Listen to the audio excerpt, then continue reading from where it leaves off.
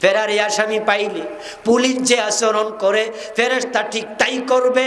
যারা নিজের পুরা জীবন আল্লাহর গোলামি করে কাটাতে সিদ্ধান্ত নেও নাই দোস্ত, তোমার উপায় নাই, উপায় নাই।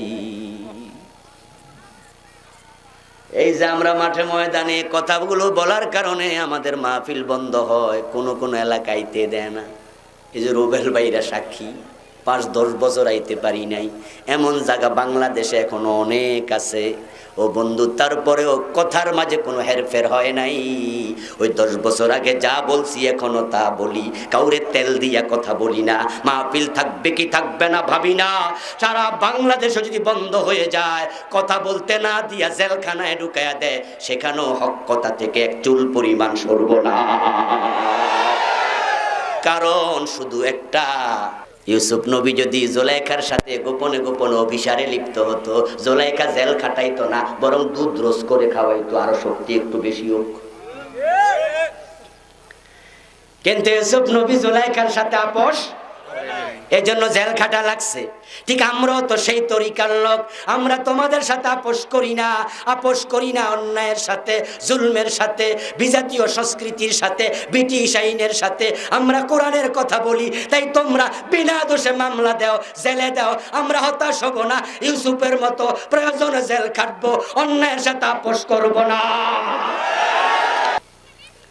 এই পাকুন্দিয়া থানায় যত মানুষ আছে, সব মানুষগুলোকে এক জায়গায় করে যদি প্রশ্ন করো, পাকুন্দিয়ার মুসলমানেরা তোমরা কার ইবাদত করো, সবাই বলবে আল্লাহর। দ্বিমত করার মতো একজনও পাওয়া যাবে না। এবার যদি আলাদা করে ইন্টারভিউ নেওয়া শুরু হয়, আল্লাহর ইবাদত যে করো, বলো তো ইবাদত কাকে বলে। যদি 10 জনকে প্রশ্ন করা হয়, 10 জনের উত্তর একরকম হবে না 10 রকম? ইবাদত করো কার, এই প্রশ্নের জবাব সবার একরকম, ইবাদত করি। কিন্তু ইবাদত কাকে বলে এবার উত্তর জানা নাই, এক একজন এক এক রকম বলবে। তা আপনি যদি ইবাদত কাকে বলে তাই না জানেন, তাহলে আল্লাহর যে ইবাদত করেন এটা কেমনে হলো? আসলে ইবাদত আল্লাহর যারা করবে তারা নিশ্চিতভাবে জান্নাত পাবে, তাদের জান্নাতের ব্যাপারে কোনো সন্দেহ নেই। কারণ জান্নাতে দেওয়ার আগে আল্লাহ তাআলা বলবেন ফাদখুলি ফি ইবাদি, তারপরে বলবেন ওয়াদখুলি জান্নাতি। আল্লাহ হাশরের ময়দানে বলবেন, ও আমার বান্দারা, তোমরা ইবাদতকারীদের কাতারে ঢোকো, ফাদখুলি ফি ইবাদি। যারা আমার ইবাদত করেছে তাদের কাতারে ঢোকো। টোটাল হাশরের ময়দান থেকে 120 কাতার দাঁড়ায়া যাবেন। আহলুল জান্নাতি ইশরুনা ওয়া মিয়াতু সাফফিন, 80 মিন উম্মতি ওয়া 40 মিন সাইরিল উমাম। বিশ্বনবী বলেন 120 কাতার হবে। আল্লাহর ইবাদতকারী বান্দারা 120 কাতারে দাঁড়াবে, তার মাঝে 80 কাতার হবে আমি নবী মুহাম্মাদের উম্মত, ওয়া 40 মিন সাইরিল উমাম। আদম থেকে ঈসা পর্যন্ত সব নবীর উম্মত হবে 40 কাতার, আমি একা আমারই হবে 80 কাতার। ফাদখুলি ফি ইবাদি, তোমরা আমার বান্দাদের কাতারে ঢোকো। যারা ঢুকে যাবে ওয়াদখুলি জান্নাতি, এবার আল্লাহ বলবেন আমার জান্নাতে প্রবেশ করো। সবগুলো আল্লাহর গোলাম জান্নাতে ঢুকবে। ইবাদত যারা করবে তারাই কাতারে ঢুকতে পারবে, ওই কাতারে যারা ঢুকবে তারাই জান্নাত পেয়ে যাবে। এখন ইবাদতকারীর কাতারে আপনি আমি আছি না নাই, তা আমরা কেমনে বুঝবো যদি ইবাদত কাকে বলে তাই না বুঝি? যারা ইংরেজি পড়েছেন, নাউন কাকে বলে, প্রোনাউন কাকে বলে, অ্যাডজেক্টিভ কাকে বলে, যদি 10 জন ইংরেজি শিক্ষিতকে প্রশ্ন করা হয় নাউন কাকে বলে, উত্তর কি 10 রকম হবে নাকি? মাদ্রাসায় যারা পড়ছে এসএম ফেইল, হরফ কাকে বলে, গায়রে মুনসারফ কাকে বলে, যদি প্রশ্ন করে এসএম কাকে বলে, 10 জন হুজুর 10 রকমের উত্তর দেবে না একরকম? তো এসএম এর সংজ্ঞা একটাই, সবাই শিখলো। নাউন প্রনাউন কাকে বলে, সংজ্ঞা একটাই, সবাই শিখলো। কিন্তু ইবাদতকারীদেরকে প্রশ্ন করে ইবাদত কারে বলে, তারা অনেকে ইবাদত কাকে বলে সংজ্ঞাটাই জানলো না। এই সংজ্ঞাটা না জানার কারণে আজকে ইবাদতের আগা নাই, মাথা নাই, গোড়া নাই, পা নাই, ঠ্যাং নাই। মসজিদে যারা যায় তারা আবার সুদে টাকা লাগায়, মক্কায় গিয়ে হজ করে আবার মানুষের জমি দখল করে, আছে না? তাহাজ্জুদের নামাজ সহ কাজা নাই, কিন্তু দেখা যায় ওই লোকটা আবার বোনের জমিটা, বাপ মারা গেছে 10 বছর হইয়া গেছে, জমিটা আটকাইয়া রাখছে, দিতে রাজি হয় না। অথচ বেটা তাহাজ্জুদও ছাড়ে না। ওই তাহাজ্জুদ গুজার আল্লাহর বান্দাকে যদি আপনি প্রশ্ন করেন, চাচা যান বেহেশতে যাইবেন নি, মুস্কি হাসি দিয়া কইব, কও কি রেডি? আমি ইবাদত করি আল্লাহর, তাহাজ্জুদটাও সারি না, বেহেশতে যামু না মানে কি? ও বন্ধু, অথচ আল্লাহর ইবাদতকারী গোলাম না হলে জান্নাত পাওয়া যাবে না। এখন ইবাদত না বুঝার কারণে সমস্যা হয়ে গেল। আমরা ভেবে নিয়েছি নামাজ, রোজা, হজ, যাকাত এই কয়টার নাম ইবাদত। এই জন্য দেখা যায় অফিসে গিয়া গোশ খায়, আবার জোহরের আজান হলে সে জোহর পড়ার জন্য মসজিদও হাজির হইয়া যায়। সকাল 10টা থেকে গোশ খাইতে খাইতে পকেট বড় হইয়া গেছে। আবার যখন হাইয়া আলাস সালাহ বলে আহ্বান করা হয়, মুয়াজ্জিন আহ্বান করে, তখন গোশের টাকা পকেটে লইয়া বেটা আবার আল্লাহরেও সেজদা করে, মনে মনে কয় আমি ইবাদতকারী। ব্যাপারটা হলো দোস্ত, তুমি ইবাদতের সংজ্ঞা বোঝো নাই। ইবাদত হবে শুধু আল্লাহর। ইবাদত শব্দের অর্থ গোলামি করা, আনুগত্য করা, চাকরি করা। ইবাদত মানে হলো গোলামি। যে ব্যক্তি আল্লাহর গোলাম হয় সে ইবাদতকারী হয়, যে আল্লাহর চাকর হয় সেই ইবাদতকারী হয়। এটা হলো শাব্দিক অর্থ। আর পরিভাষায় ইবাদত কাকে বলে? সালাত শব্দের অর্থ দোয়া, সালাত মানে ইস্তিগফার, এটা হলো শাব্দিক অর্থ। কিন্তু পরিভাষায় সব দোয়াকে নামাজ বলে না, নামাজের আলাদা সংজ্ঞা আছে। হজ শব্দের অর্থ হলো এরাদা করা, ইচ্ছা করা, কিন্তু যেই কোনো কাজের ইচ্ছা করাকে হজ বলে না। যাকাত শব্দের অর্থ পবিত্রতা, যাকাত মানে আন্নামা, বেড়ে যাওয়া, সব পবিত্রতা, সব বৃদ্ধি পাওয়াকে যাকাত বলে না। শাব্দিক অর্থ একরকম, পরিভাষায় ভিন্ন রকম। ইবাদত মানে আনুগত্য করা, গোলামি করা, এটা হলো শাব্দিক অর্থ ইবাদতের। পরিভাষা কি সেটা ইম্পর্টেন্ট। নামাজ কাকে বলে? নির্ধারিত সময়ে, নির্ধারিত নিয়মে, রাসূলের দেখানো পন্থায় আপনি বিশেষ ইবাদত করবেন, ওটার নাম হলো নামাজ। যদি নির্ধারিত সময়ে না হয়, রাসূলের শিখানো নিয়মে না হয়, এটার নাম নামাজ হবে না। হজ শব্দের অর্থ এরাদা করা।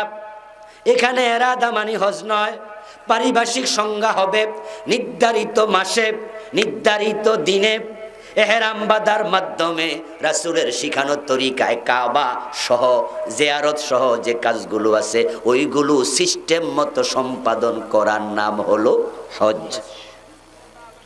তো ইবাদতের সংজ্ঞা কি? আল ইবাদাতু হিয়া কদাউল হায়াত বিহাসবি আওয়ামিরিল্লাহি তাআলা ওয়া নওয়াহি। ইবাদতের ডেফিনেশন হলো আল্লাহ এবং রাসূলের কথা মতো পুরা জীবন পরিচালনা করার সিদ্ধান্ত নেয়া। ওয়াবুদ রাব্বাকা হাত্তা ইয়াতিয়াকাল ইয়াকিন, তুমি তোমার রবের আনুগত্য করতে করতে জীবন চালাও, মৃত্যু আসা পর্যন্ত তার কথার বাহিরে চলতে পারবা না। যদি চলো তুমি আর ইবাদতকারী থাকবা না। জমিনে তুমি চলতে যাবে, চলতে গিয়ে তোমার বস হবে একাধিক, অভিভাবক হবে একাধিক, তোমার উপরে দায়িত্বশীল হবে একাধিক, এক এক জায়গায় এক একজন থাকবে। তোমার যত নেতা আছে, তোমার যত অভিভাবক আছে, মেয়েটার বিয়ে হওয়ার আগে অভিভাবক তার বাবা, বাবা যদি মরে যায় তার বড় ভাই অভিভাবক, বিয়ে দিয়ে ফেললে বাবা ভাই যারাই থাকুক তার আর অভিভাবক নয়, এখন অভিভাবক তার স্বামী। কথা বোঝেন নাই? আপনি আপনার বউয়ের নেতা, অভিভাবক আপনি স্বামী, কিন্তু আপনার বউ বুঝি প্রাইমারি স্কুলের শিক্ষিকা হয়, প্রাইমারি স্কুলে যাওয়ার পরে তার অভিভাবক তার নেতা স্বামী না হেডমাস্টার? এখন স্বামীর স্বামীগিরি আর নাই। এইভাবে জীবনে এক এক জায়গায় এক একজন নেতা হবে, দায়িত্বশীল হবে, অভিভাবক হবে। আমরা আইন মানি কার? আইন মানি রাষ্ট্রের, রাষ্ট্রের শৃঙ্খলা মানি। এমপি আমাদের নেতা, চেয়ারম্যান সাহেব আপনাদের নেতা, প্রধানমন্ত্রী আমাদের নেতা। আমাদের নেতাও ভিন্ন ভিন্ন জায়গায় ভিন্ন ভিন্ন জন হবে, অভিভাবক বিভিন্ন জন হবে, দায়িত্বশীল বিভিন্ন জায়গায় বিভিন্ন জন হবে। আল্লাহ বলে এবার শোনো, আমি আল্লাহ হলাম সবার বড়, আল্লাহু আকবার। তাই তুমি আনুগত্য করার ক্ষেত্রে, নেতৃত্ব মানার ক্ষেত্রে আমি আল্লাহর কথাকে প্রাধান্য দিয়া পুরা জীবন চালাইবা। তুমি যখন স্বামীর অধীনে যাইবা, স্বামীর কথার সাথে আমি আল্লাহর কথা যদি কন্ট্রাডিক্টিভ হয়ে যায়, না মিলে, সাংঘর্ষিক হয়, আমি আল্লাহ বলছি ও মহিলা পর্দা করো, তোমার স্বামী বলবে বোরকা খোলো, তখনই প্রশ্ন আসবে তুমি কার ইবাদত করো, কার গোলামি করো। তখন যদি স্বামীর কথা মেনে বোরকাটা খুলে ফেলো, বুঝতে হবে তুমি আমার ইবাদতকারিনী বান্দি না।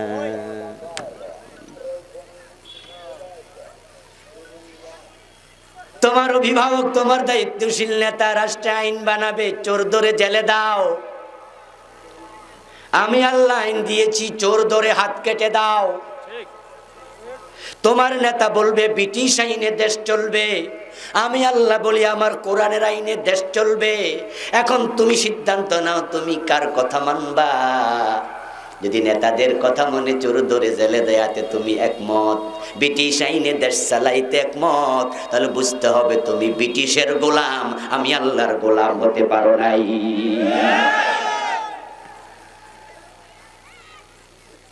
ওয়াকাদা রাব্বুকা আল্লাহ তা'বুদু ইল্লা ইয়্যাহু। ও নবী মুহাম্মদ সাল্লাল্লাহু আলাইহি ওয়াসাল্লাম, আপনার প্রভুর ঘোষণা, আপনার প্রভুর হুকুম, প্রভুর রায় হলো আমি আল্লাহ ছাড়া কারো ইবাদত করা যাবে না। এই ইবাদতটা নির্ধারিত সময়ে নয়। অফিসে চাকরি করলে চাকরির সময় আছে 8 ঘন্টা, চাকরির সময় আছে 6 ঘন্টা। আমরা যারা মাদ্রাসায় পড়াই, স্কুলে পড়াই, আমাদের হলো 6 ঘন্টা। যারা অফিস করে তাদের হলো 8 ঘন্টা।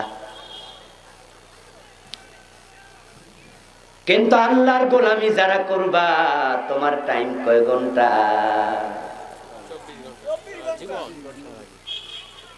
ওখানে টাইম লিমিট নাই। ওয়াবুদ রাব্বাকা হাত্তা ইয়াতিয়াকাল ইয়াকিন, ইয়াকিন মানে মাউত। তুমি তোমার গোলামি, আল্লাহ তোমার রবের গোলামি করো, ইবাদত করো মৃত্যু আসা পর্যন্ত। তুমি ঘুমাইবে যখন, তখনও তুমি গোলামের মতোই ঘুমাতে হবে। তোমার শয়নে স্বপনে, কথনে লিখনে, তোমার জাগরণে, তোমার ঘুমে, তোমার পাকঘরে, তোমার সংসদে, তোমার চুল কাটায়, তোমার বিমান পরিচালনায়, তুমি তোমার জীবনে মঙ্গল গ্রহেও যদি যাও, তোমার মাথায় রাখা লাগবে আমার আল্লাহ গোলামির জন্য বানাইছে। জীবনের কোথাও আল্লাহ ছাড়া কারো গোলামি আমি করব না। সুতরাং কোরআনের আইনের সাথে কারো কথার যদি দ্বন্দ্ব হয়, তখন তার কথাকে আমি ডাস্টবিনে নিক্ষেপ করে ছেড়ে দেব।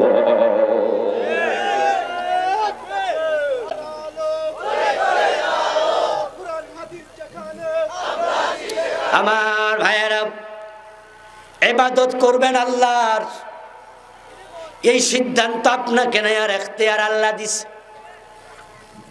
আপনি যদি মনে করেন যে না আমি আল্লাহর ইবাদত করব না, আল্লাহ আপনারে যে কয়দিন হায়াত দিছে এর ভিতরে আল্লাহ জোর করে ধরবেও না,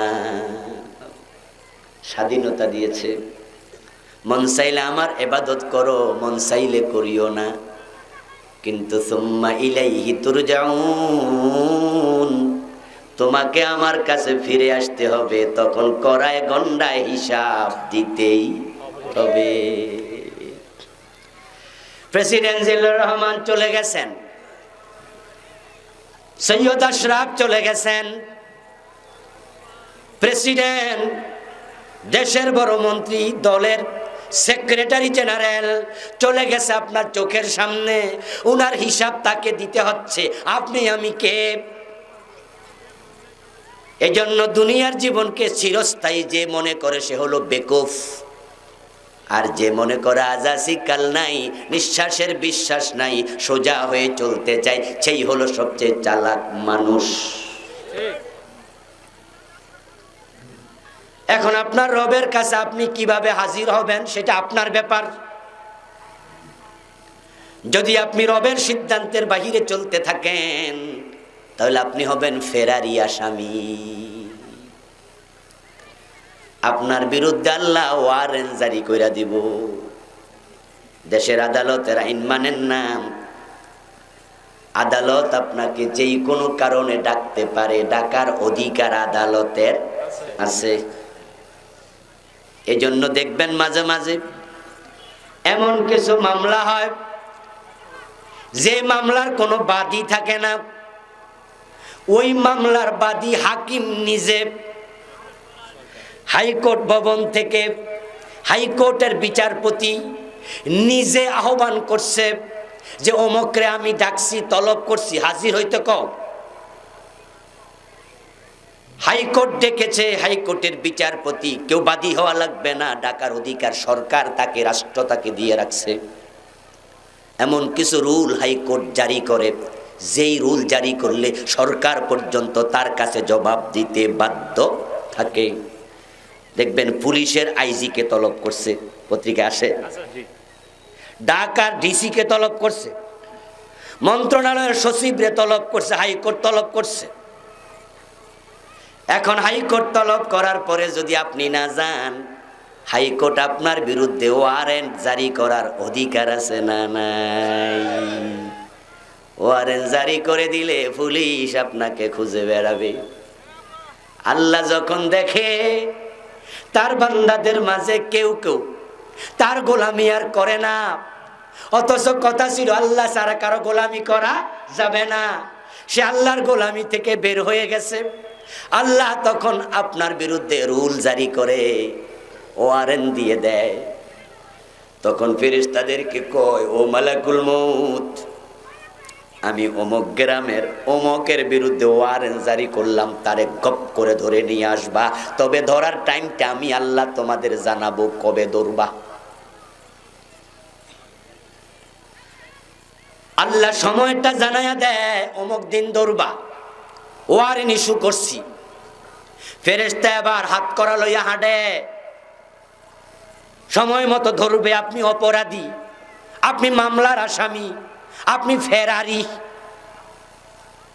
আল্লাহ তাআলা কোরআনে বলছেন, ওয়ালাউ তারা ইয ইয়াতাওয়াফাল্লাযীনা কাফারুল মালাইকাতু ইয়াদরিবুনা উজুহাহুম ওয়া আদবারাহুম ওয়া যুকু আযাবাল হারিক। ওই নেতার মতো চলে, বড় অফিসারের মতো চলে, আপনি আপনার হেডেম লইয়া চলছেন। আল্লাহ কয়, ফেরেশতা যাও, তাকে আজকে এতটা টাইমে, এত মিনিটে, এত সেকেন্ডে বুরুদিয়া রাস্তার মাথায় দর।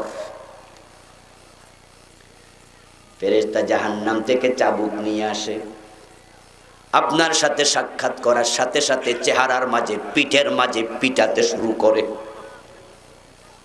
ইয়াদরিবুনা উজুহাহুম, চেহারার মাঝে পিটা। কে বলছে? কথা বলেন, কে বলেছেন? আল্লাহর কথার উপরে বিশ্বাস আছে না নাই? পিঠের মাঝে পিটাবে একবার।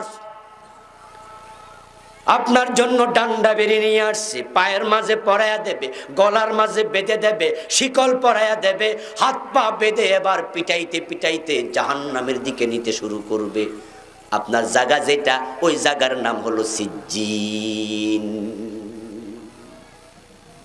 ফেরারি আসামি পাইলে পুলিশ যে আচরণ করে, ফেরেশতা ঠিক তাই করবে। যারা নিজের পুরা জীবন আল্লাহর গোলামি করে কাটাতে সিদ্ধান্ত নেও নাই দোস্ত, তোমার উপায় নাই, উপায় নাই। এই যে আমরা মাঠে ময়দানে কথাগুলো বলার কারণে আমাদের মাহফিল বন্ধ হয়, কোন কোন এলাকাইতে দেয় না। এই যে রুবেল ভাইরা সাক্ষী, 5-10 বছর আইতে পারি নাই, এমন জায়গা বাংলাদেশে এখনো অনেক আছে। ও বন্ধু, তারপরেও কথার মাঝে কোনো হেরফের হয় নাই। ওই 10 বছর আগে যা বলছি এখনো তা বলি, কাউরে তেল দিয়া কথা বলি না। মাহফিল থাকবে কি থাকবে না ভাবি না। সারা বাংলাদেশও যদি বন্ধ হয়ে যায়, কথা বলতে না দিয়া জেলখানায় ঢুকাইয়া দেয়, সেখানেও হক কথা থেকে এক চুল পরিমাণ সরব না। কারণ শুধু একটা, আল্লাহ না করুক যদি আমি বিচ্যুত পথে মারা যাই, আমি আবুল কালাম আজাদেরও উপায় নেই। আমি আল্লাহর গোলামিতে থাকা অবস্থায় মরতে চাই। الذين تتوفاهم الملائكة طيبين يقولون سلام عليكم। আল্লাহ কোরআনে বলে, যারা আল্লাহর গোলামিতে থেকে মরবে, ফেরেশতারা তার জান কবজ করার জন্য আসবে, যখন এসেই তাকে সালাম দিতে থাকবে।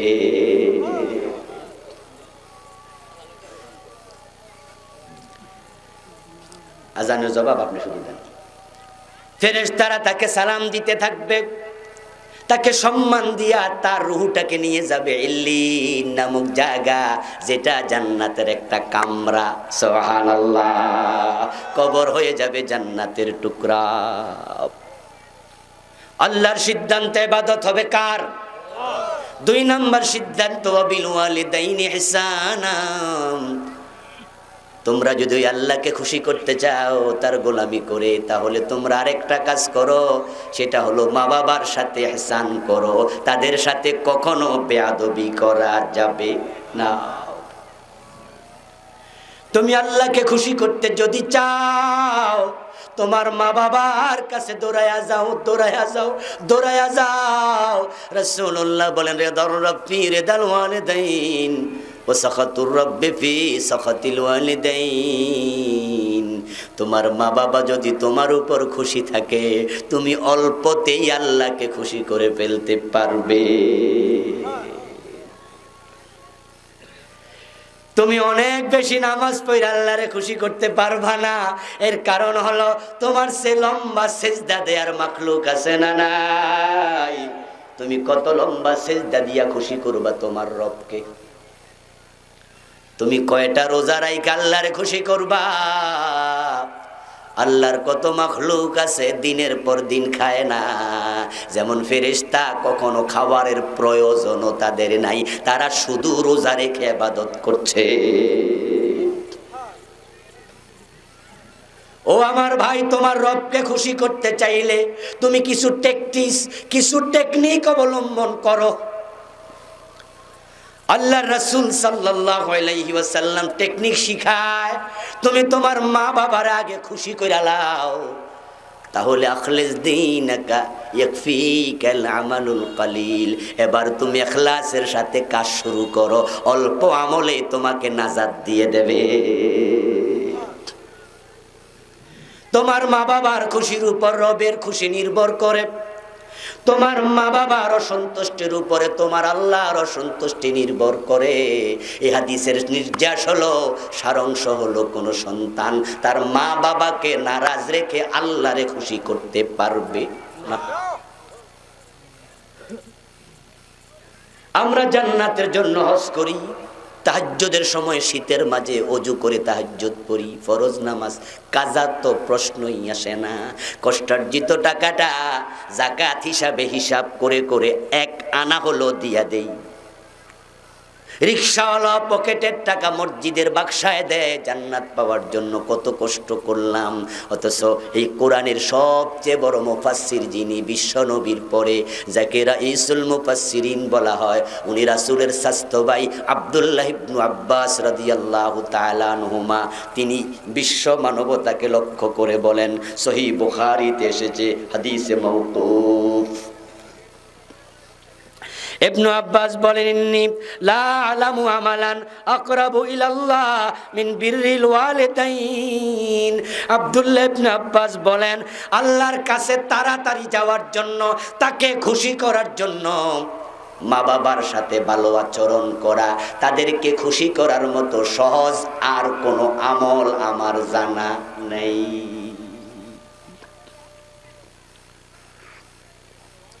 তাদের সাথে ভালো ব্যবহার করলে, তাদেরকে খুশি করলে আল্লাহ যত বেশি তাড়াতাড়ি খুশি হয়।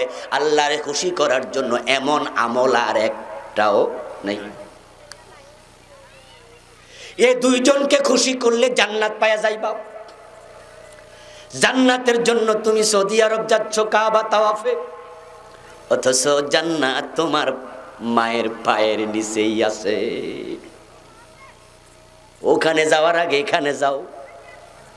আল জান্নাতু তাহতা আকদামিল উম্মাহাত, মায়েদের পায়ের নিচে সন্তানের জান্নাত, মায়েদের পায়ের নিচে সন্তানের জান্নাত। তার কাছে আগে দৌড়াইয়া যাও। রাসূলুল্লাহ বলেন, আল ওয়ালিদু আওসাতু আবওয়াবিল জান্নাহ, জান্নাতে ঢোকার যত দরজা আছে, বাবা হলো সবচেয়ে বড় দরজা।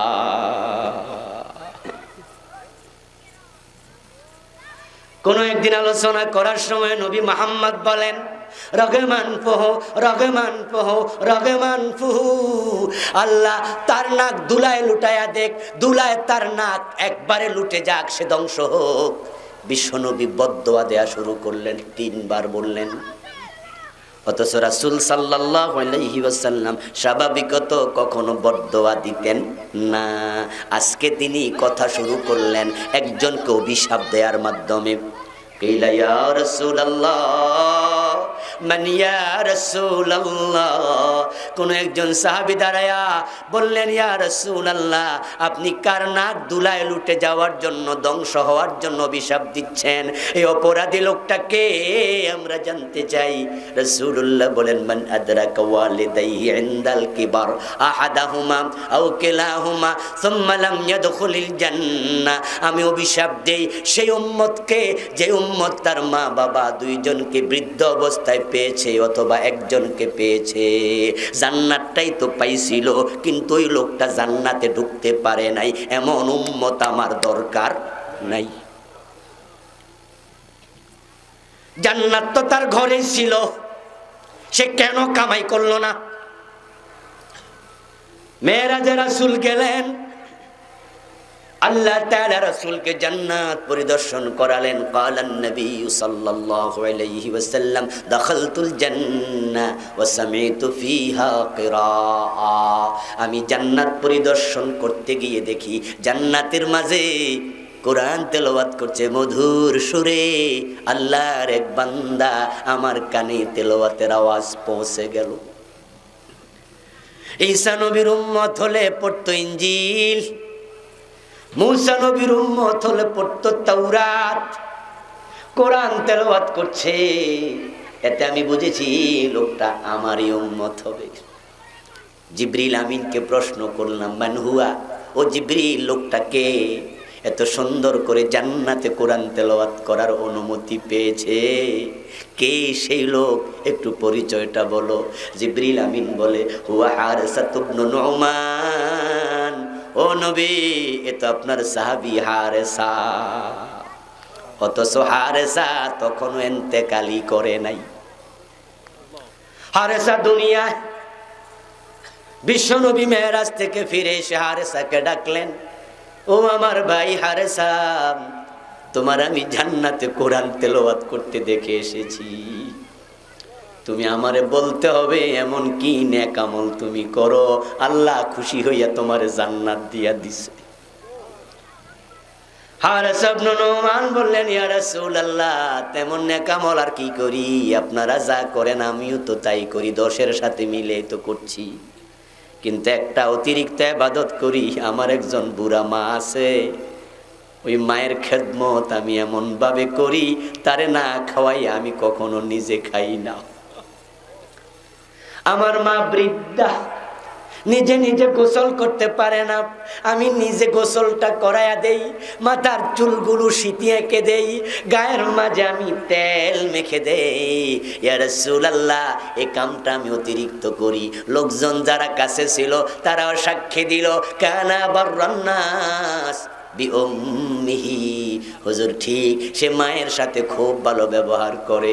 আল্লাহর নবী শুনে 3 বার বললেন, কাযালিকুমুল বিররু, কাযালিকুমুল বিররু, কাযালিকুমুল বীর। ঠিকই বলেছ, ঠিকই বলেছ, তোমার মায়ের সেবা তোমাকে দুনিয়ায় থাকতে জান্নাত পাইয়ে দিয়েছে।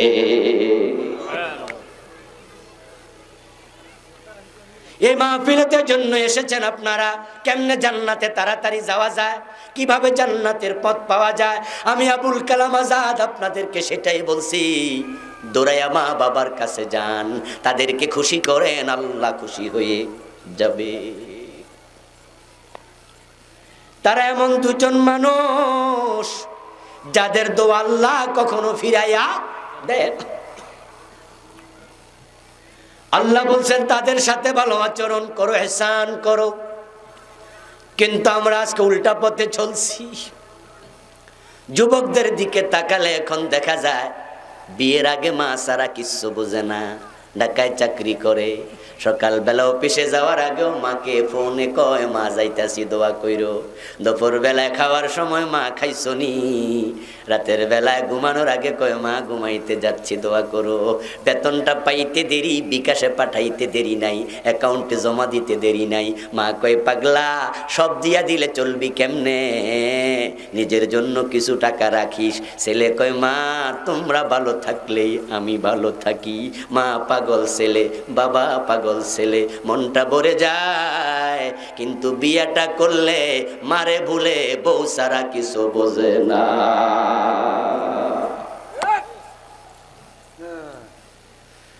ও যুবক, তোমাকে বলছি বউকে ভালোবাসা সুন্নাত, কিন্তু মা বাবাকে বাদ দিয়া না। এখন মোবাইলে আর মায়ের মোবাইলে কল আসে না, মা বারবার তাকায়, ছেলের ফোন কই, 3 দিন চলে গেছে। মা নিজে কল করে কয়, কিরে বাজান, কয় মা বড় ব্যস্ত আছি। এর কারণ হলো মোবাইল নাম্বারটা তো আরেক জায়গায় চলে গেছে। কিভাবে ঢাকায় নিয়ে যাবে বউ পায়তারা করে, শহরে নিয়ে যাবে, আলাদা বাসা বানাবে, বউ বারবার খোঁসায়, তোমার মা বাবার লগে ভালো লাগে না, আলাদা হয়ে যাও, আলাদা হয়ে যাও। বুড়া বাবা রিক্সা চালায়, ছেলে বাবার খবরটাও নেয় না, এমন ছেলেও আছে না? না,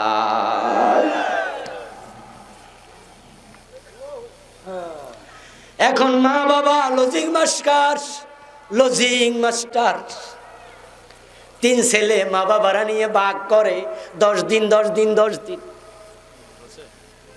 9 দিন যাওয়ার পরে বউয়ে সিগন্যাল দেয়, আম্মা কালকে কিন্তু আমাদের ঘরে খানা শেষ। মা বাবার কলিজাটা তখন ফাইটা যায়। হাইরে, মা কয়, তোরে আমি 9 মাস 10 দিন পেটে ধরছি, কাউরে ভাগ দেই নাই, ভাগাভাগি করি নাই। কত লাথি তুই এই পেটে দিস, এ কষ্টের কথাটারও কাউকে ভাগ দেই নাই। তোরে আমি প্রসব করেছি, মৃত্যুর মুখে গিয়েছিলাম, ওই কষ্ট একা সয়েছি, কাউকে ভাগ দেই নাই। 2.5 বছর 2 বছর দুধ খাওয়াইছি, কারোরে ভাগ দেই নাই। 4 বছর 5 বছর ডাইন হাত বাম হাত দিয়া তোর পায়খানা গুলো মুছছি ধুইছি, কাউরে ভাগ দেই নাই। আজকে তুই আমারে সিগন্যাল দেস, কালকে সময় শেষ।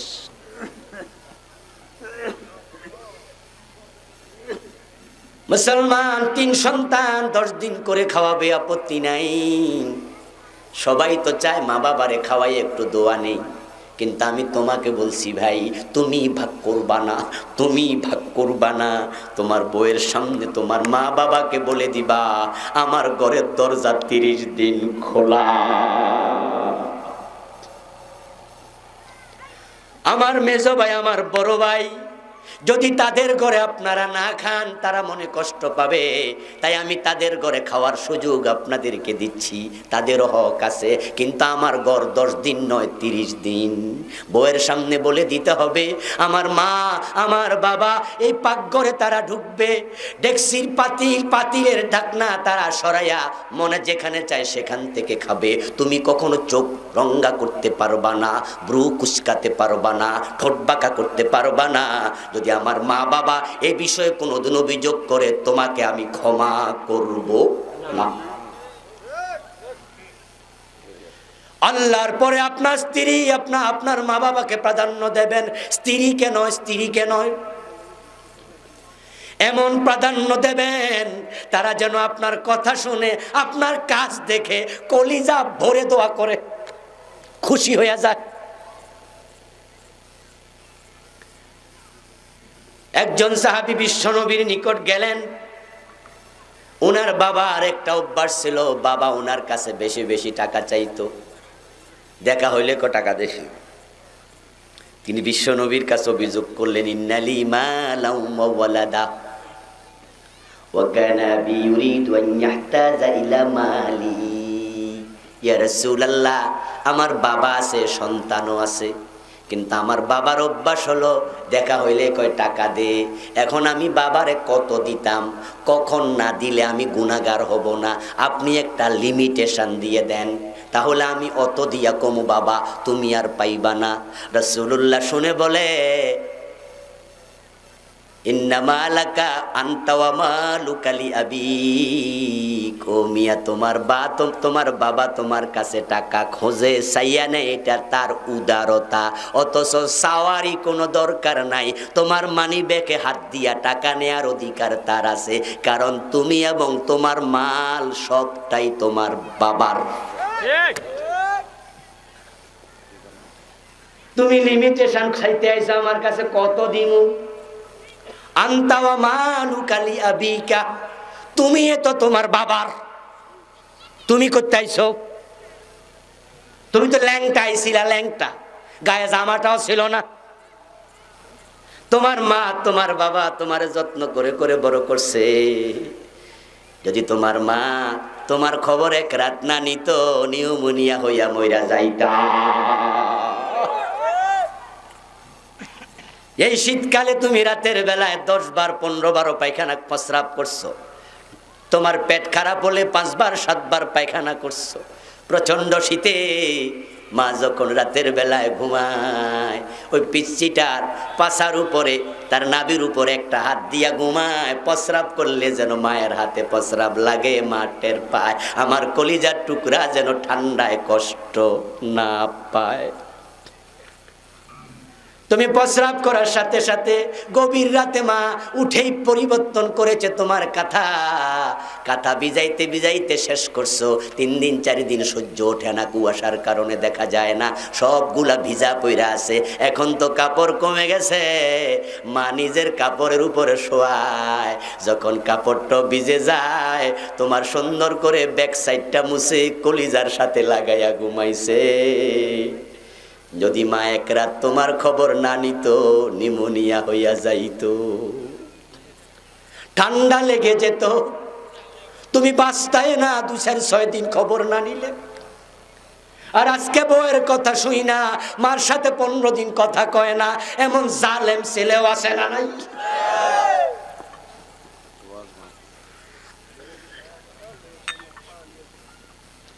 মা বাবা এমন মানুষ, তাদের কাছে দৌড়াইয়া যাও। একজন সাহাবী বিশ্ব নবীর কাছে এসে বলে, হুজুর আপনার ওয়াজ শুনে আমি বুঝছি। কি বুঝছো? ওদের অনেক হক আমার উপরে আছে। কই জি। তাহলে হুজুর একটু বলুন তো হকটা কি কি? তাহলে একটা তালিকা দেন, আমি ওই তালিকার আলোকে তাদের হক আদায় করতে থাকবো। বিশ্বনবী বলেন, হুমা জান্নাতুকা ওয়া নারুক। সংক্ষেপে বলি, কি হক জানতে আইছো? তারাই তোমার জান্নাত, তারাই তোমার জাহান্নাম। সাহাবী বলে, মা হাক্কুল ওয়ালিদাইন আলা ওয়ালাদিহিমা। হক একটু জানায়া দেন। রাসূল বলে, জানাবো আর কি? খুশি করলে জান্নাত পাইবা, নারাজ করলে জাহান্নামে যাইবা। এবার তুমি বোঝো কেমনে খুশি করবা। ওই মায়ের সাথে বাবার সাথে আল্লাহ বলছে, ফালা তাকুল্লাহুমা উফ। কখনো উফ বলবা না, বিরক্ত হইবা না, কোনো আচরণে কখনো রাগ করবা না। তারা দুজন যখন বুড়ো হয়, বিশেষ করে তখন খেয়াল রেখো, কারণ হলো মানুষ যখন বুড়ো হয় বুঝ তখন কমে যায়। বুড়া মানুষের মন আর ছোট বাচ্চার মন একরকম, অনেক কিছু ভুলে যাবে, বুঝ কমে যাবে। খাইয়া বলবা আবার খাবো, কথা একটা 13 বার জিগাইতে পারে। ওলা তাকুল্লাহুমা উফ। তাদের কোনো আচরণে বিরক্তি প্রকাশ করা যাবে না, উফ শব্দ বলো না। ওয়ালা তানহারহুমা। তাদের দুইজনকে কখনো ধমক দিয়ে কথা বলিও না, বরং তাদের সাথে তখন ওয়াকুল্লাহুমা কাওলান কারীমা। সর্বোত্তম ব্যবহারটা করো, সর্বোত্তম ব্যবহার। হযরত ওমরের ছেলে আব্দুল্লাহ ইবনে ওমর রাদিয়াল্লাহু তাআলা আনহু থেকে বর্ণিত একটি হাদিস, শাহেদা আব্দুল্লাহ ইবনে ওমর রাজুলান ইয়ামানিয়ান ইয়াতুফু বিল বাইত হামালা আম্মাহু ওয়ারাআহু। হযরত ইবনে ওমর দেখেন এক ব্যক্তি তার মাকে তার পিঠের মাঝে লইয়া, কাঁধের মাঝে লইয়া ইয়াতুফু বিল বাইত, কাবা তাওয়াফ করতেছে। ইবনে ওমর একটু আশ্চর্য হইয়া তাকাইছে। বুড়া একটা মহিলারে কাঁধে লইয়া একজন কাবা তাওয়াফ করে। ওই লোকটা ছিল ইয়ামানের মানুষ, রাজুলান ইয়ামানিয়া ইয়াতুফু বিল বাইত হামালা উম্মাহু ওয়ারা যাহরি। তাওয়াফ শেষ।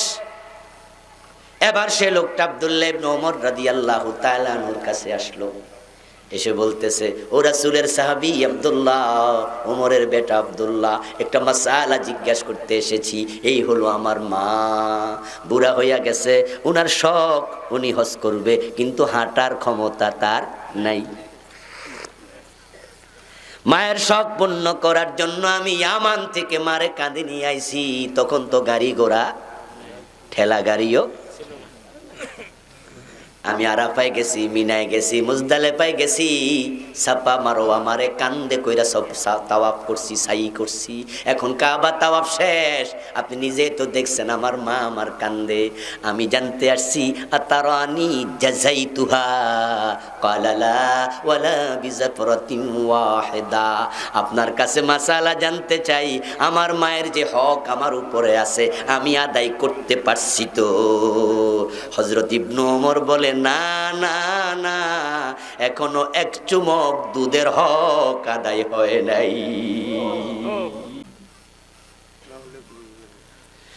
গায়ের চামড়া কেটে জুতা সিলাইয়া দিবা, হক আদায় হবে না।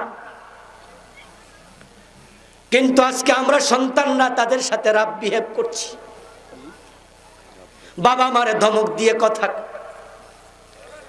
শেষ হইয়া যাইবা।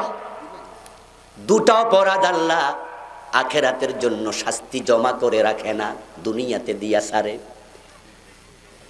قال النبي صلى الله عليه وسلم بابان معجلان عقوبتهما في الدنيا البغي والعقوق। দুটো অপরাধ আল্লাহ শাস্তি দুনিয়াতে দিয়া ছাড়বে, আখেরাতের জন্য জমা রাখবে না। এখানেই তোমার শাস্তিটা দেবে। সাবধান, ওই দুটো অপরাধ করো না। নামাজ কাজা করেছো, নামাজ তরক করেছো, আল্লাহ চাইলে শাস্তি দেবেন জাহান্নামে যাওয়ার পরে, অথবা তিনি চাইলে ক্ষমা করে দেওয়ার অধিকারও তার।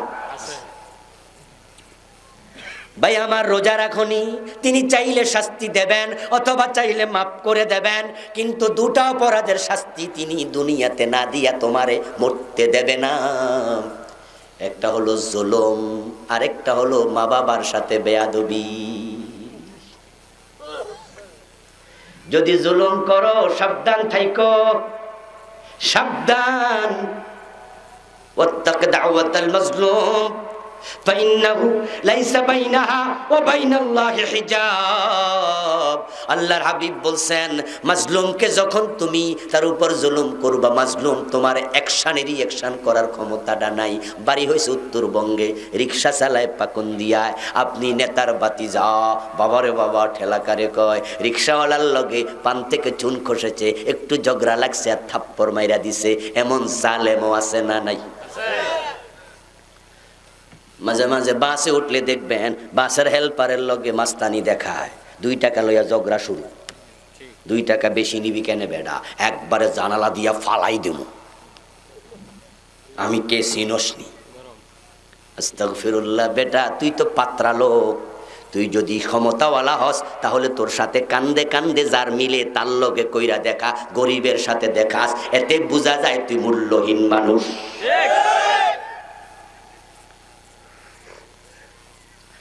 ওই রিক্সাওয়ালার গালে থাপ্পড় লাগাইয়া দিয়া তুমি বাহাদুর বড় লোক সেজেছ, ক্ষমতাওয়ালা। রিক্সাওয়ালা দেখেছে তার সাথে রাব বিহেভ করার পরে, চা দোকানে বইয়া কত মানুষ তাকায়া তাকায়া দেখে, কিন্তু কেউ সাহায্য করার জন্য আসে না।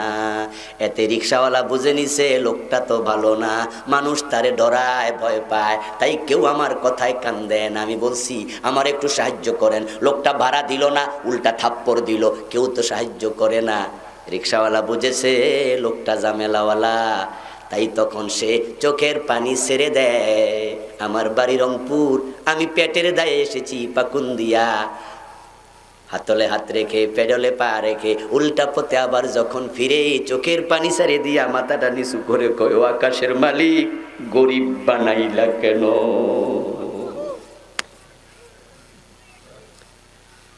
আমি তো কষ্ট করে তাকে কান্দে করে টাইনে আনছি, সে তো ভাড়া দিল না, উল্টা থাপ্পড়টা দিল। আমি তো অরিজিনাল ভাড়াটাই চাইছিলাম, গরিব বানাইলা কেন? আমি তো থাপ্পড় ফিরাইয়া দেওয়ার অধিকার নাই, ক্ষমতা নাই, পারলাম তো না, কিন্তু আকাশের মালিক বিচারটা তোমার কাছেই দিলাম। রাসূলুল্লাহ বলেন সাবধান, ওই বেটার বদদোয়ার মাঝে আর আল্লাহর মাঝে পর্দা থাকে না। আল্লাহর হাবিব বলেন যখন মাজলুম বদদোয়া করে, দাওয়াতুল মাজলুম মুস্তাজাবা ওয়া ইন কানা কাফেরা, মাজলুম যদি বদদোয়া দেয় সেটা আল্লাহকে আমি ডায়েরিভুক্ত করে ফেলি, ওই লোকটা কাফের হলেও তার বদদোয়া আমি ফিরাইয়া দেই না। আরেকটি হাদিসে পাওয়া যায় ওই বদদোয়াটাকে আল্লাহ তাআলা ধরে নিয়ে মেঘমালার উপরে বসায়া দেয়, ফাওকাল গামাম, মেঘের উপরে বসায়া কয়, ও বদদোয়া তুই একটু এখানে বসে থাক, আমি তোর সাথে আছি, লানসুরান্নাকা ওয়ালাউ কানা বা'দা হিন। এই বদদোয়া যেহেতু দিছে আমি এটা ফেলে দেব না, এনেছি মেঘমালার উপর রেখে দিয়েছি, আমি তোকে সাহায্য করব, তোর সাথে আমি আছি। তবে হতে পারে যে থাপ্পড় মারছে তারে আমি 2 মাস 4 মাস 6 মাস সময় দেব, কিন্তু তারা আমি সার দেব না, তাকে আমি সার দেব না, তাকে ছেড়ে দেব না, আমি তাকে ধরবই। তুমি যদি 3 কেজি ওজনের থাপ্পড় দাও, তোমার মায়ের কোলে বসাইয়াই আরেকজনকে দিয়া 10 কেজি ওজনের থাপ্পড় তোমার গালের মাঝে ফিরানোর ক্ষমতা আল্লাহর আছে না? না।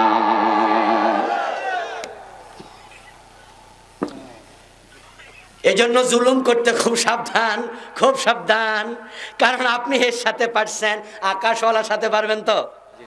ওরে বাবা, আপনি রিক্সাওয়ালার সাথে পারছেন, কিন্তু আকাশওয়ালার কাছে আপনি কিচ্ছু না। এমন আছাড় মারবো 70 গজ জমিনের তলায় যাবেন, উঠার সুযোগ আর মিলবে না। জুলুম করবেন না, জুলুম করবেন না। এরপর আমরা তো মানুষ, মাঝে মাঝে কিছু জুলুম হইয়া যায়, মেজাজটা খারাপ হয়ে গেছে, তাই হুজুর বইক্কা দিছি। গরিব মানুষ বাড়ির পাশে থাকে, ঝগড়া লাগছে, কথাবার্তা একটু খারাপ কইছে, আপনার অধিকার ছিল সে যদি আপনার একটা গালি দেয় আপনি চাইলে ক্ষমা করবেন, অথবা বেশির চেয়ে বেশি হলে একটা ফিরাইতে পারবেন, দুইটা করলে জালেম। কথা বলছেন? ফাকিবু বিমিসলি মা উকিবতুম বিহ। আল্লাহ কোরআনে বলছে তুমি যদি প্রতিশোধ নিতে চাও ওই পরিমাণ নেও যেই পরিমাণ জুলুম হয়েছে। আপনি এক এলাকার নেতা, সে আপনার একটা গালি দিছে, চাইলে ক্ষমা করেন। আর যদি আপনি তাকে ফিরিয়ে দিতে চান, একটা গালি দেওয়ার অধিকার আপনার আছে, যেহেতু সেইটা দিছে আপনি ফিরাইতে পারবেন, তবে ক্ষমা করা উত্তম। ক্ষমা করা। কিন্তু আমি না নেতা, আমি না বড় লোকের ছেলে, তাই রাগ উঠছে, সে আমার গালি দিল কেন, তাই গালিটা না দিয়ে উল্টা থাপ্পড়টা দিয়ে দিছে। হুজুর মেজাজটা খারাপ হয়ে গেছিল, জুলুম তো হইয়া গেছে, এখন কি করি? এ তো বদদোয়াটা দিয়া দিছে, আল্লাহ তো বদদোয়াটা লেখা লাইছে। কোর্টে মামলা হয়ে গেছে। এখন মামলা হওয়ার পরে যে বেটা বাদী, সে যদি কোর্টে গিয়া কয় আমি মামলাটা উঠাইয়া নিতে চাই, সে সুযোগটাও কোর্টে আছে না নাই? আছে না? অনেক সময় চেয়ারম্যান সাহেবরা এটা করে, ঝগড়া লাগছেন, দুই পক্ষ মিলা যান, মামলাটা আমিও সুপারিশ করি, ওসি সাহেব একটু উঠাই দেন। এখন আপনি জুলুম যদি করে ফেলেন তাহলে আপনি মামলা তারে দিয়া উঠাতে হবে। আপনি তার কাছে যান, গিয়ে হাত চাইপা ধরে কন, বাইরে এদিন রাগ উঠছিল, একটা থাপ্পড় দিছি, তুই আমার একটা থাপ্পড় দিয়া দে, না হয় মাফ কইরা দে। সে যদি তখন বলে আমি থাপ্পড় দেব, মাফ করব না, তাহলে আপনাকে থাপ্পড় খাইতে বাধ্য থাকতে হবে, কারণ আপনি জালেম। আর সে যদি বলে ঠিক আছে আপনারে মাফ করে দিলাম, আকাশওয়ালাও ওই মামলাটা ফিরাইয়া দেবে। যদি মাফ না নেন তাহলে অপেক্ষা করুন, তিলকালাইয়া মনুদাবিলুহা বাইনান নাস, আল্লাহকে আমি দিন ঘুরাইয়া দেই। আজকে থাপ্পড় দিছো, কালকে তোমার গালে আরেকজন থাপ্পড় দেবে, এর আগে আল্লাহ তোমারে মরতে দেবে না। আরেকটা হলো আলোক, পিতা মাতার সাথে বেয়াদবি করো না, যদি করো উপায় নাই, এটা তোমার সন্তান তোমারে ফিরাইয়া দেবে, ডেফিনিটলি ফিরে পাইবা। ও পুত্রবধূ, তোমাকে বলছি আমার বোন, আজকে তুমি বউ, কালকে তুমি শাশুড়ি হবে, ঠিক না? আজকে তুমি ছেলে, দাড়ি কাঁচা, কালকে দাড়ি পাকবে, তুমিও বাবা হবে। আজকে তোমার শাশুড়ির সাথে যে আচরণ করো, তোমার পুতের বউ সেটাই ফিরাইয়া দেবে।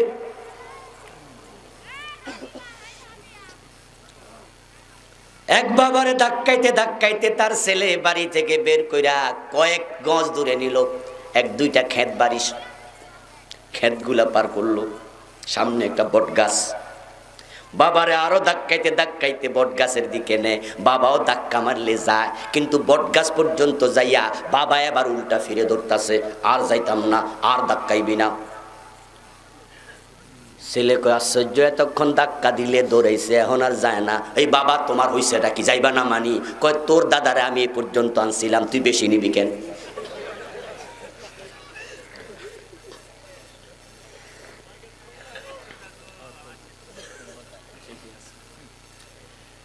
বউয়ের সাথে মিলে না শাশুড়ির, কেমনে মিলবে? বিয়া করার পরে বউদের অভ্যাস হইয়া যায়, মনে করে সংসারটা তো আমারই, মা আবার কেডা? আমার জামাই কামা, মাসে 50,000 টাকা বেতন পায়, আমার জামাই, আমার হাজবেন্ড।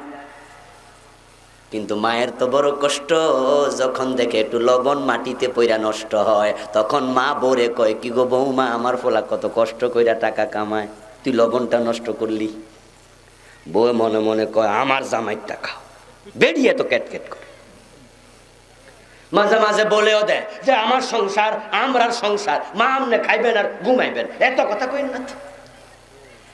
আমার বন্ধু শাশুড়িকে সহ্য করে না, এমন অনেক বৌমা আছে না নাই? অপেক্ষা করো, আল্লাহ দিন ফিরাইয়া দেবে।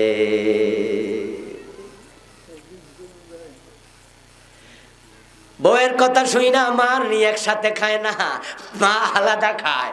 একটা ছোট্ট দোতারায় কামরা বানাইছে, কামরা। মা ওখানে তাকে, বুড়া মানুষ, নিস্তলা থেকে খাবারের টাইমে নাতি নিয়া নিয়া মাটির ফাঙ্কি, মাটির প্লেটে করে ভাত দিয়া তরকারি দিয়া চলে আসে। ওখানে বৈশা বৈশা দাদি খায়। মাঝে মাঝে ওই ছোট্ট বাচ্চা দাদিরে ভাতের প্লেট দিয়া কয়, দাদি আমরা তো মাছ দিয়া খাইছি, তোমারে শুধু সবজি দিছে কেন? ছোট্ট বাচ্চার মুখ থেকে মা যখন শোনে আমারে তো মাছটা দেয় নাই, মায়ের কলিজাটা ফেটে যায়, মনে পড়ে যায়, ও ছেলে ছোট্ট কালে তোরে আমি নিজে খুঁটে খুঁটে কত খাওয়াইছি, নিজে মাছটা খাই নাই। আমার প্লেটের মাছ শেষ হয়েছে, তখন তুই ইশারা দিস বাবার প্লেটেরটার দিকে, বাবারটাও লইয়া তোরে খাওয়াইছি, আমরা সব তোরে খাওয়াইলাম, আর তুই আজকে নিচে খাস, মাছ দিয়ে আমারে সবজি দেস। দাদি তো মুখ ফুটে কয় না, নাতিরে কয়, নাতি আমার পেটটা তো বালা না, এই জন্য তোর মা হয়তো আমারে শুধু সবজি দিচ্ছে। আমি বুড়া মানুষ তো, সব তো পেটে এখন সইব না, তোরা খা খা, আল্লাহ তোরা খাওয়াক। মায়ের কলিজা ফেটে যায়, বদদোয়া মুখে দেয়া লাগে না, তুই গজব হইয়া যাবি। আমার বন্ধু কোনো একদিন মাটির ফানকে নিয়াম নিচে সিঁড়ি বেয়ে বেয়ে দোতলার দিকে উঠতেছে, বাচ্চাটা হঠাৎ করে হোঁচট খেয়ে পড়ে ফানকিটা পরে ভেঙে গেল। বাচ্চা তো কান্না শুরু করে দিল। বাচ্চার মা ধরে আইছে, বাজান কেন কাঁদস, কেন কাঁদস? আই বেটা ভাত পড়েছে, কি হয়েছে? আমাদের ডেকচিতে ভাত আছে, তরকারি আছে, তুই কান্দিস না, পড়ে গেছ, কিচ্ছু আসে যায় না। ছেলের কান্দা থামে না, থামে না। মা কয় কেন কাঁদস, থামস না কেন?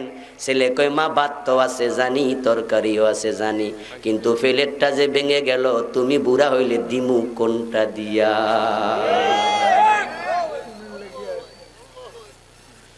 কি বলস, কি বলস? আমারে মাটির প্লেটে খাওয়াইবি? তোরে আমি কত সুন্দর কাচের প্লেটে খাওয়াচ্ছি। মা আমার দাদি তো আমার বাবার এমনে খাওয়াইছিল। স্ত্রীর কথা শুনে মা থেকে আলাদা হয় না, মায়ের মনে কষ্ট দিও না, মাকে মায়ের মতো বুঝাইও, বউরে বউয়ের মতো বুঝাইও, কিন্তু মায়ের সাথে সম্পর্ক খারাপ করো না।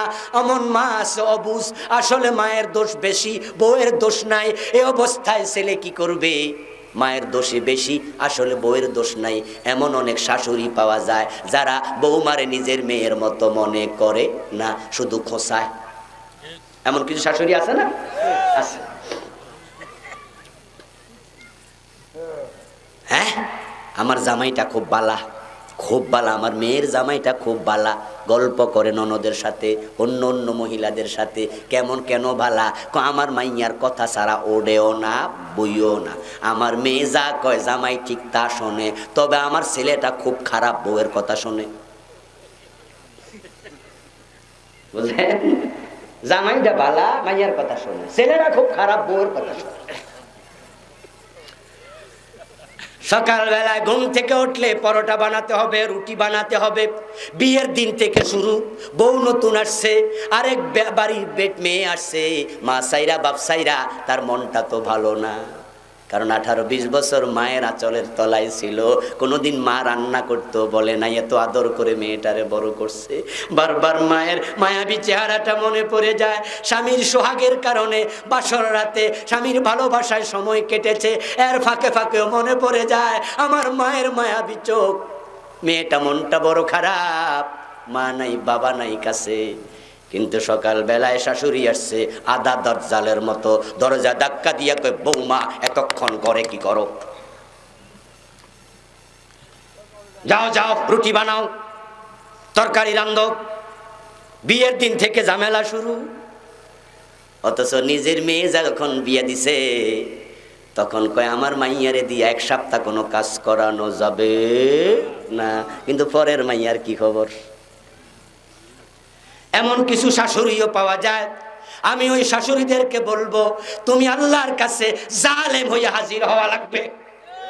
আল্লাহ বউয়ের জন্য আছে, শাশুড়ির জন্য আছে। অবুজ অবুজ শাশুড়ি এখন ছেলের জন্য কি হবে, তার মা তো অবুঝ, অথবা তার মায়ের চরিত্রটাই এমন।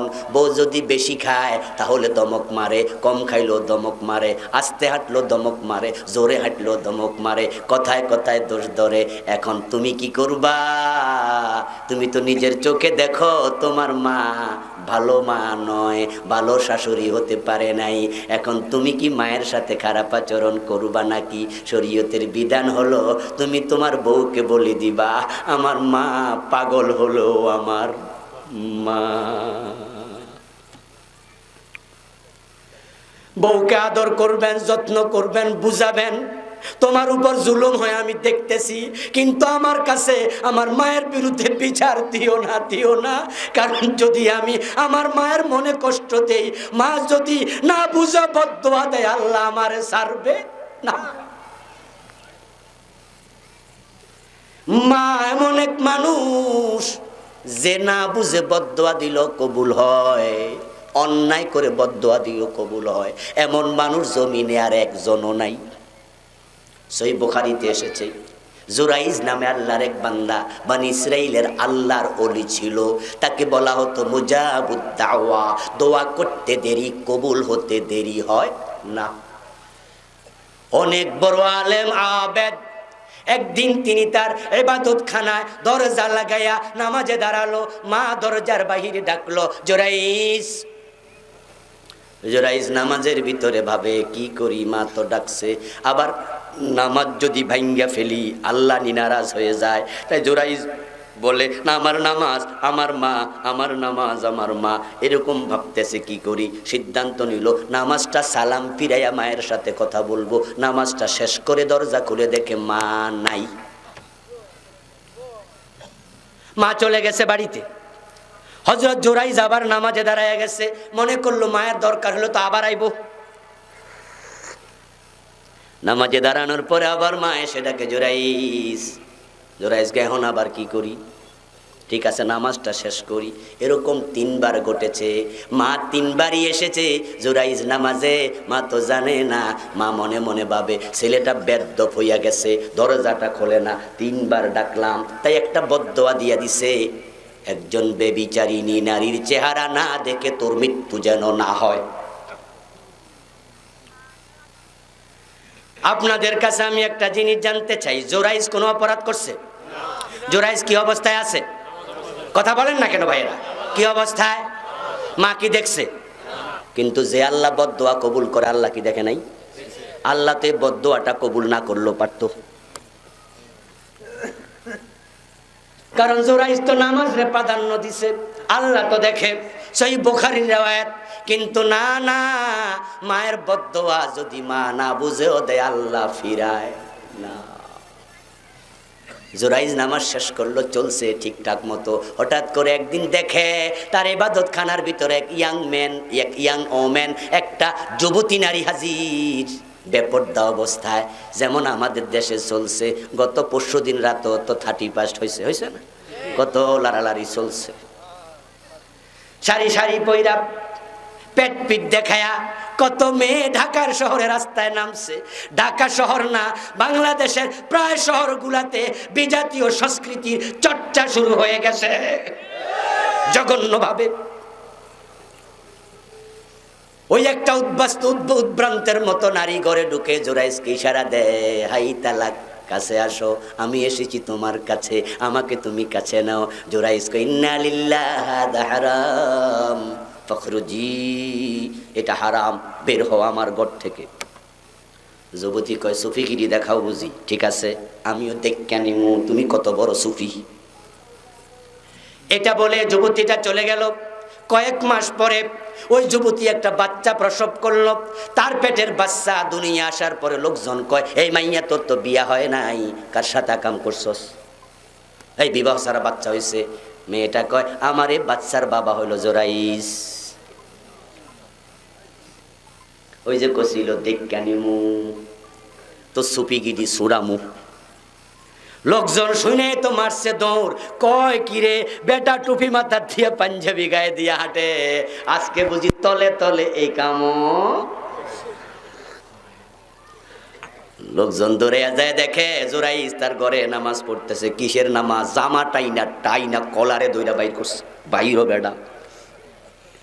জোরাইজ তো কইছি কি হয়েছে? কি হয়েছে বোঝো না, সামনে গেলে বুঝবা, যাও আগে। কয়েকজনে টাইনা দইরা জোরাইজকে নিয়ে গেল ওই মেয়ের সামনে, আর কয়েকজনে তার ইবাদত ঘরটাকে ভাঙ্গা মাটির সাথে মিশাই দিল।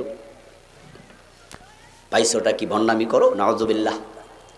ওই মেয়ের সামনে হাজির হইয়া জোরাইজ দেখে মেয়েটা ওই বাচ্চাটা কোলে নিয়ে বসে আছে। লোকজন বলল, তুমি যে জোরাইজের কথা বলতেছ উনি নাকি? মেয়েটা তাকায়া কয়, হ্যাঁ উনি হলে বাচ্চার বাবা, আমার সাথে জানা করছে। অন্যায়ের সাথে আপোষ না করলে বিনা দোষে মামলা দেয়, এমন ঘটনা বাংলাদেশে আছে না নাই? এটা কি নতুন কিছু? ওইটা ওই জামানায়ও ছিল। ওই মেয়েটার সাথে যদি একমত হয়ে যেত, আকাম করত, মেয়েটা মামলা দিত না, প্রয়োজনে হালুয়া খাওয়াইতো। হ্যাঁ, ইউসুফ নবী যদি জোলাইখার সাথে গোপনে গোপনে অভিসারে লিপ্ত হতো, জোলাইখা জেল খাটাইতো না, বরং দুধ রোজ করে খাওয়াইতো, আরো শক্তি একটু বেশি হোক। কিন্তু ইউসুফ নবী জোলাইখার সাথে আপোষ, এই জন্য জেল খাটা লাগছে। ঠিক আমরাও তো সেই তরিকার লোক। আমরা তোমাদের সাথে আপোষ করি না অন্যায়ের সাথে, জুলমের সাথে, বিজাতীয় সংস্কৃতির সাথে, ব্রিটিশ আইনের সাথে।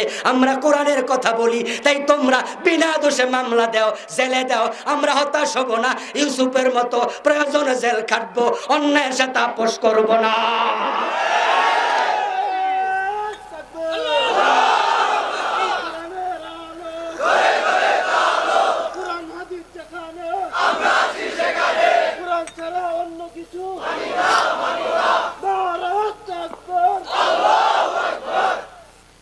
অন্যায়ের সাথে আপোষ না করলে আমি যত বড় মুফাসসির হতে পারে, দর্শন মামলার আসামি আমারও বানানো হবে। বাড়িঘর ফোরাইছি কইয়া জেলে দিয়া দিব। আসলে বাস্তবতা এটা নয়। জোরাইজ জানা করে নাই, আজকে মামলার আসামি হওয়া লাগলো, ঠিক না? ওই মেয়ে কয় জিদ করলাম, জিদ দেখায় আসার মুখ। হযরত জোরাইজ তো অবাক হয়ে গেছে, মনে পড়ে গেছে, এটা তো ওই মাইয়াডা, যে মাইয়াডা আমার রুমে আসছিল। হযরত জোরাইজের বুঝ হইয়া গেছে, কেন আজকে আমার সে পাশায়? আমি তো বুঝছি, আমি তো তার অন্যায়ের সাথে আপোষ করি নাই, তাই সে আজকে জিজ্ঞাসা মিটাচ্ছে। হযরত জোরাইজ লোকদেরকে বলল, 150 কে ঠিক আছে, আমি দোষী। লোকজন কয়, জি। মাইয়া তো কইতাছে, আমার 2 রাকাত নামাজের সময় দিবানি। এরপরে বিচার যাইয়ে কইরো, ঠিক আছে 2 রাকাত নামাজ পড়ো। জোরাইজ 2 রাকাত নামাজ পড়লো, সেজদায় গিয়ে বলে, আল্লাহ আমি অসহায়, কিন্তু তোমার তো ক্ষমতার অভাব নেই, আমার এই অভিযোগ থেকে তুমি বাঁচাও। 2 রাকাত নামাজ শেষ করে সালাম ফিরাইয়া হযরত জোরাইজ এবার মহিলাটার কাছে আরো আগাইলো।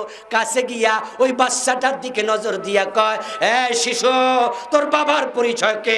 তুই বল তাড়াতাড়ি। সুবহানাল্লাহ। কোলের বাচ্চারে কয়, কথা কও, তোর বাবাকে পরিচয় দে।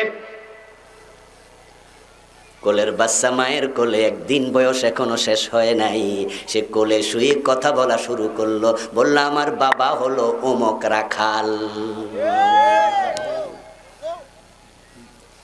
লোকজন তো আশ্চর্য, কি 4-5 ঘন্টার বাচ্চা কথা কয়? এই জাতীয় ঘটনা তো জীবনেও ঘটে নাই। হাদিসটা সহিহ বুখারীর। আমি কিচ্ছা কয়ে অভ্যস্ত নই, বানায়া বানায়া কিচ্ছা বলার অভ্যাস আমার। মাঝে মাঝে উদাহরণ দিয়ে 2-1টা, কিন্তু কিচ্ছা যখন বলি তখন এগুলো অথেন্টিক হওয়া লাগবে।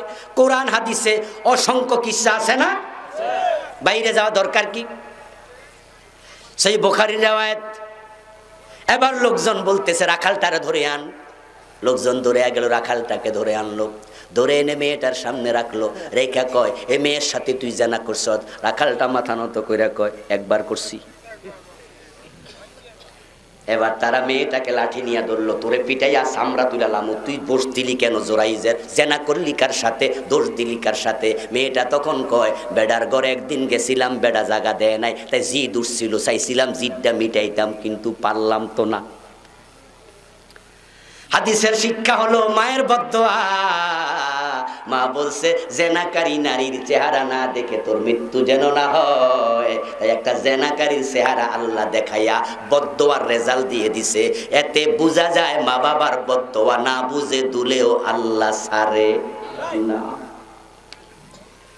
আল্লাহর হাবিব হাদিসটা বলে আমাদেরকে বুঝায়, কোনোভাবে কখনো মা বাবার মনে কষ্ট দেয়া যাবে না, কোনোভাবেই না, বরং খুশি করে ফেলো।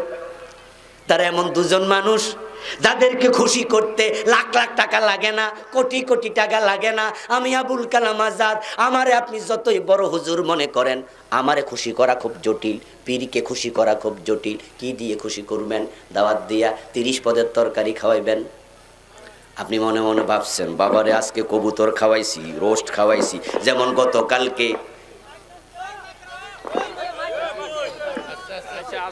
গতকালকে জুমার পরে একজন দাওয়াত দিয়া নিয়া ওটের মাংস দিয়া খাওয়াইছে।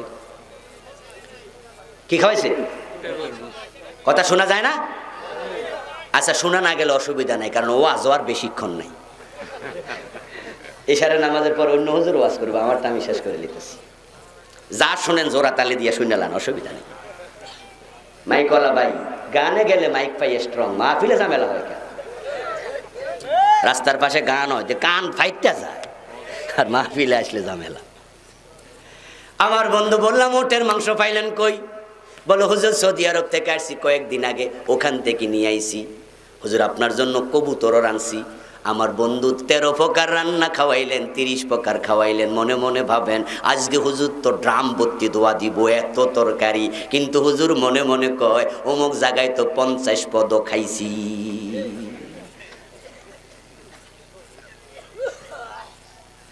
আপনি আমার মাহফিলে দাওয়াত দিয়ে হাদিয়া দিবেন, 1 লাখ টাকা দিয়ে দিলেন। বাবারে, 1 লাখ টাকা মাহফিল কয় কি? একদিনের মাহফিল 1 লাখ দিচ্ছেন। মনে মনে কোন বাহ, আজকে হুজুরের যা দোয়া আছে সব তো আমারে দিব। কিন্তু আমি মনে মনে কই, কোম্পানিগঞ্জ নোয়াখালীর মাহফিলে তো 1,20,000 দিছে। পীরকে খুশি করা সহজ নয়। আপনি যা দিচ্ছেন তার চেয়ে বেশি দেয়ার মুরিদ আছে। হুজুরকে খুশি করা সহজ নয়। আপনি যা খাওয়াইছেন তার চেয়ে বেশি খাওয়ানোর লোক আছে। কিন্তু আপনার মা, আপনার বাবা, ওই দুজনকে খুশি করা এত সহজ। মা পান খাইয়া অভ্যাস আছে, প্রতিদিন আপনি 1 খিলি 2 খিলি 5 খিলি পান কিনে দেন। যদি কোনোদিন 1 বিড়া কিনা দেন, মা পানের দিকে তাকাইয়া এত বড় হাসি দেবে, ওই হাসির দাম কোটি টাকার চেয়েও বেশি। আপনি বছরে 3টা কাপড় দেন, কোন বছরে 5টা দিয়ে দিছেন, 2টা বেশি পাইয়া মা এত খুশি, কলিজা ভৈরা দোয়া করতেছে। ফিরে পারে, নাও হতে পারে। আবুল কালাম আজাদের দোয়া আপনার জন্য কবুল হতেও পারে, নাও হতে পারে। কিন্তু আপনার পাগলি মা, আপনার বাবার দোয়া আল্লাহ ফিরায় না। তাদেরকে খুশি করা সহজ। বাজার থেকে যত মাছ আনবেন, বড় মাছ, বাজার থেকে আপেল আঙ্গুর আনবেন, ফ্রুটস আনবেন, আপনি আপনার মায়ের হাতে দেবেন, সন্তানের হাতে নয়, স্ত্রীর হাতে নয়, দিবেন মায়ের হাতে, দিবেন বাবার হাতে। দিয়া বলবেন, মা তোমার নাতি নাতকুরকে নিয়ে খাইও, মায়ের কলিজাটা এত বড় হয়ে যাবে। কিন্তু বাজার থেকে আঙ্গুর আনছেন, রাতের 1টা বাজে আইছেন, আঙ্গুরগুলো লুকাইয়া পকেটের ভিতরে ঢুকাইয়া, মা বাবা যেন না বোঝে, কম আনছি তো আমার পুতে খাক, আমার পুতে খাক। ফোলা কিন্তু রাইতে খাইয়া সকালবেলায় কইয়া দিব, ঠিক কই দিব না? এতে সকালে দাদার সাথে গল্প করতে, দাদির সাথে গল্প করতে, আসল কথা দিব ফাঁস কইরা। যখনই মা শুনবে, মায়ের কলিজাটা ফেটে যাবে। তুই বুঝি আমারে বিশ্বাস করলি না? আমারে দিলে আমি সব খাইতাম নি? আমি কি আমার নাতিরে খাওয়াইতাম না? এই জন্য আপনার আচার আচরণে কোনোভাবে মা বাবা কষ্ট পায় এমন কোনো কাজ করা যাবে না। বরং উসিলা ধরে ধরে শুধু খুশি করেন, শুধু খুশি করেন। তাদেরকে খুশি করতে বেশি কিছু লাগবে না, শুধু টেকনিক অবলম্বন করা লাগবে। আলহামদুলিল্লাহ, আলহামদুলিল্লাহ, যাদের উপরে তাদের মা বাবা খুশি তারাই জীবনে উন্নতি করে, তারাই জীবনে উন্নতি করে, তারাই জীবনে ভালো থাকে, তারাই দুনিয়া আখিরাতে কল্যাণ পায়। উদাহরণ আছে বুড়ি বুড়ি বুড়ি বুড়ি। আপনি ভালো করতে চান, তাদেরকে খুশি করাইয়া ফেলেন, মনে কষ্ট দেবেন না। এখন যাদের মা বাবা মরে গেছে তারা করবে কি? হুজুর মনে তো কষ্ট দিয়া রাখছি, এখন মাপসামু কেমনে? যারা আজকে মা বাবা এখনো জীবিত আছে তারা যাইয়া পায়ে পড়বেন, মাপ চাইবেন, আজ থেকে খুশি করবেন। কিন্তু যাদেরটা মরে গেছে তাদের কাম কি? রাসূলুল্লাহকে এক সাহাবী প্রশ্ন করলেন, হাল বাকিয়া লিওয়ালিদাইয়া আবাররুহুমা বাদা মাউতিহিমা। ইয়া রাসূলুল্লাহ, মা বাবা মরে গেছে, এখন তাদের সাথে ভালো ব্যবহার কেমনে করব, ইহসান কেমনে করব? তাদের সাথে ভালো ব্যবহার তো আগে করি নাই। রাসূল বলেন রাস্তা আছে, আসসালাতু আলাইহিমা ওয়াল ইস্তিগফারু লাহুমা। তাদের জন্য বেশি বেশি দোয়া করবা, তাদের জন্য আল্লাহর কাছে ক্ষমা বেশি বেশি চাইবা, আল্লাহ মেসেজটা কবরে পৌঁছাইয়া দেবে। এই জন্য যাদের মা বাবা নাই বেশি বেশি দোয়া। আয়াতের শেষে আল্লাহ তাআলা বলেন দোয়া হবে সবচেয়ে বেশি যেটা, সেটা হলো আমার সাথে পড়ুন, রব্বিরহামহুমা কামা রব্বায়ানি সগীরা। বেশি বেশি করে দোয়া করবেন, ক্ষমা চাইবেন, আল্লাহ আমার মাকে ক্ষমা করে দাও, বাবাকে ক্ষমা করে দাও, তাদের কবরকে জান্নাত বানাও। বেশি বেশি করে দোয়া করবেন। যদি তাদের মনে কষ্ট থাকে, আপনার দোয়ার কারণে তাদের কবরে মর্তবা বেড়ে যাবে। ফেরেশতাদেরকে জিজ্ঞাসা করবে এটা কেন হলো? ফেরেশতারা বলবে আদ-দুআউ মিন ওয়ালাদিক, তোমার সন্তানের পক্ষ থেকে দোয়া এসেছে, এর ওসিলা আল্লাহ তোমার মর্তবা বাড়িয়ে দিয়েছে, তোমার সন্তানের দোয়া। এই জন্য আপনারা আমরা সবাই এই কথাগুলো আমল করে সামনে আগাতে চাই। আল্লাহর কাছে তৌফিক কামনা করি, সবাই বলেন আমিন।